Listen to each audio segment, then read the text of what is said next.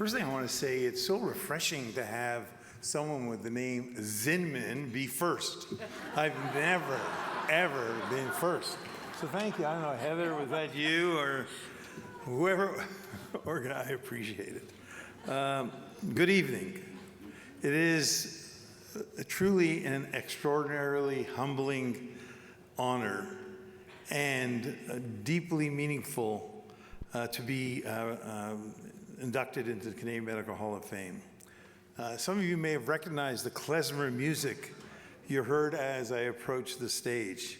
And that gives me an opportunity to tell you a little bit about my personal history. You heard about some of the science we've done, but I want to share with you my personal history. My grandfather, Mordechai Zinman, was born in Russia, in a small town reminiscent of Fiddler on the Roof. That's why the klezmer music.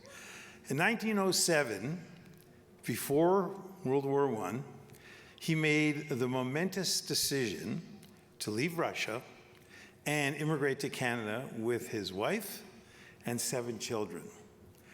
1 daughter, 6 sons, one of whom was my father, Abe.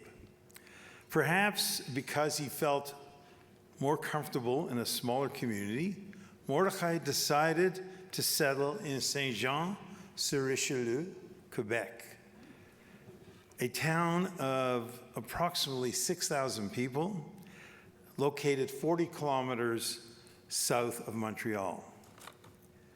This was the first Jewish family to live in Saint-Jean, and they were warmly welcomed.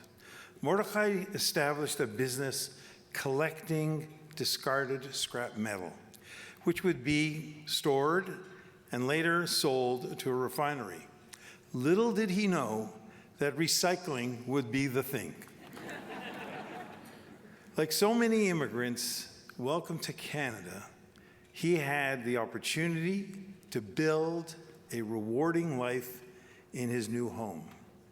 His journey reminds me that progress and success, whether in a new country or in medical science, always begins with courage, hard work, and perseverance.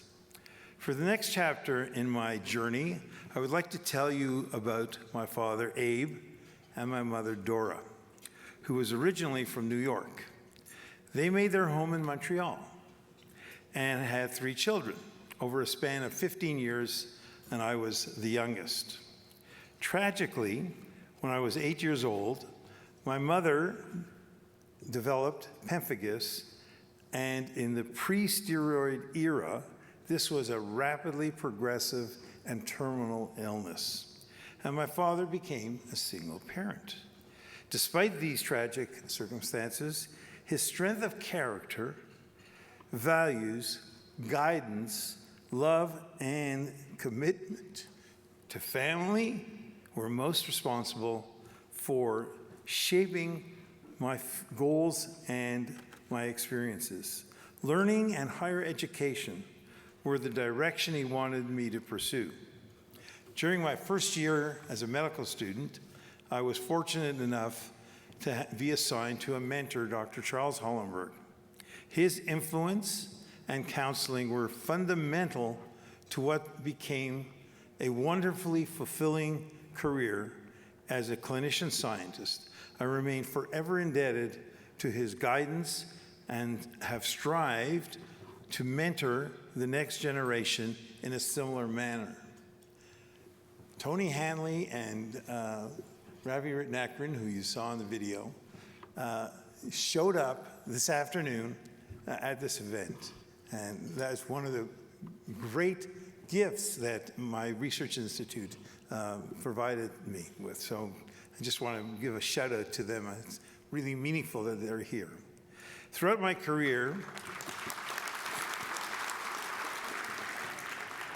I've had the privilege of providing leadership and working with remarkable collaborators in landmark studies such as the Diabetes Control and Complications Trial, the EMPA-REG OUTCOME Trial, and the Sandy Lake Health and Diabetes Project. These advances were not the work of any one individual. They were the result of collaboration, sometimes global, but always driven by one shared purpose.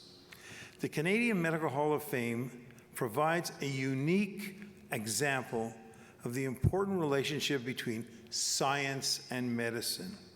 In this context, a review of the 167 inductees, which was being shown into the Canadian Medical Hall of Fame, highlights the synergistic relationship resulting in major advances in all aspects of medicine. It is indeed a tapestry of excellence in science and medicine. I am particularly honored to be part of the diabetes thread woven into this tapestry, which include Banting, Best, Collip, McLeod, Bliss, Hollenberg, Vranich, and Drucker, to name just a few.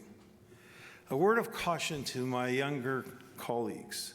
We are in an age of incredibly rapid change.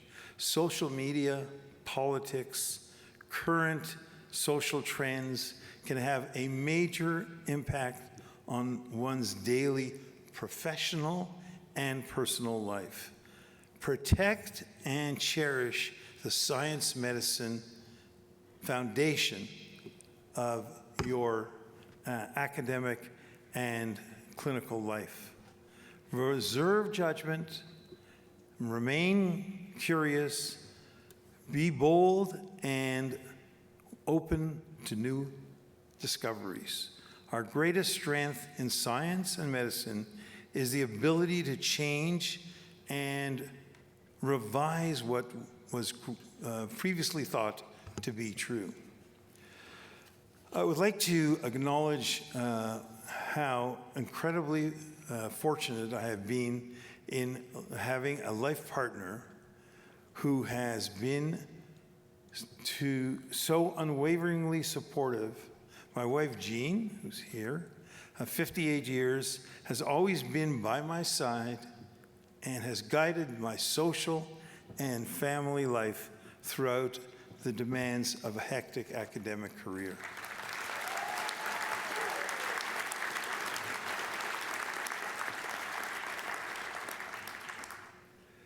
We have wonderful children. Deborah, an internet entrepreneur. Lorne, a leading ALS neurologist and graduate of the University of Calgary. And Andrew, a prominent labor lawyer. Our 4 grandchildren provide us with enormous joy and entertainment. One is currently a medical student representing the 3rd generation of Zinman physicians. I also want to recognize the thousands of patients with whom I have worked in clinical care and research. They are our greatest teachers. Their trust, resilience, willingness to participate in research have made every discovery possible.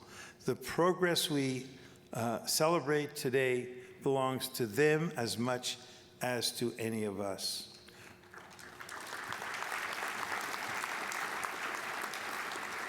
To my family, colleagues, and friends, thank you for your untiring support. And to the next generation of clinicians and scientists, may you continue to question, collaborate, push the boundaries of what is possible. I am deeply grateful for this incredible honor. Thank you so much.